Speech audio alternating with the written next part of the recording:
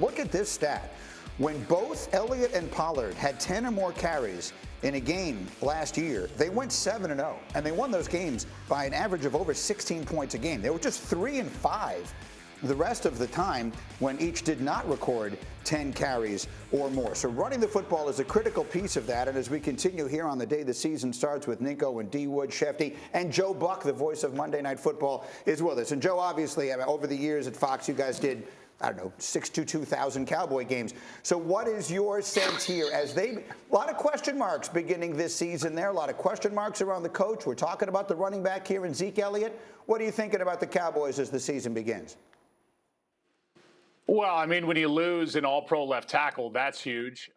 And I would say prior to that, their roster wasn't as good offensively coming into this season as it was a year ago. But Dak is healthier. You know, last year he was rehabbing that grotesque right ankle injury, and I think it took him a while to get settled in. So there's that as a plus. But we'll see how good the first-round pick, Tyler Smith, is at left tackle. They had him slated as guard. And let's say this about the two running backs. Jerry Jones, who is arguably one of the biggest stars right now in the NFL, I've always said that, he loves stars on his team. And to him, his star is Ezekiel Elliott. So if for whatever the head coach thinks, the edict will come down that Zeke Elliott is going to be our number one running back, and then we'll see where Pollard mixes in. I'm with you guys. I think Pollard is a really, really talented running back, and it'd be interesting to see if those two switched, just how effective he'd be. Shefty, what is your sense here of the running back in particular situation there in Dallas? Well, you see Jerry Jones saying they want to make Zeke the focus. My understanding was they want to make the running game the focus, and Tony Pollard has provided more juice in recent seasons than Zeke. But Zeke is healthy this year, and Zeke has a lot on the line.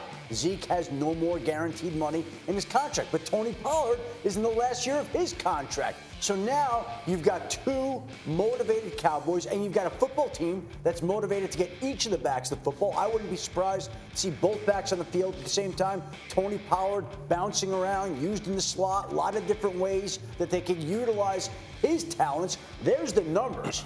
There's the time of the contracts. Again, no more guaranteed money for Zeke, so they could essentially do what they want with him after the season. Pollard can do what he wants after the season. So there's some major questions there in Dallas's backfield. As Shefty was talking, D. Wood, you were nodding your head vigorously. Why? Yeah, because when Shefty talked about you could see both of those guys be on the field at the same time. I think that's absolutely going to be the case for the Dallas Cowboys. Look at some of the injuries the Cowboys are dealing with. Michael Gallup is not ready. James Washington is going to be out for a prolonged period of time.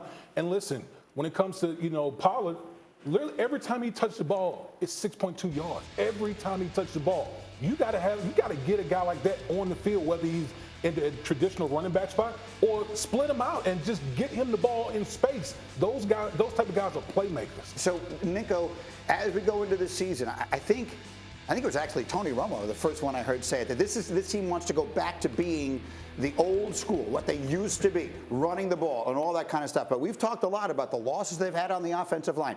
Can they do that, or is this a team that Dak Prescott is going to have to carry this year? Dak's going to have to carry him, but you can't be one-dimensional. So, yeah, I understand 2022, it's a passing league, but you still have to have balance. You have to have a running game, and that sets up everything else you want to do in the passing game. When you can run the ball well on first down, that helps you in second and third down. It just really does. So if you can gain 5-6 yards a carry, everything else after that, you have a plethora of plays on your call sheet that you can call, dialing things up in the passing game, taking shots down the field. So they need to be successful in the running game. If they are not, it's going to be a long season for the Cowboys. All right, so they open up against the Buccaneers. That's a really interesting game. Thank you for watching ESPN on YouTube. For live streaming sports and premium content, subscribe to ESPN+.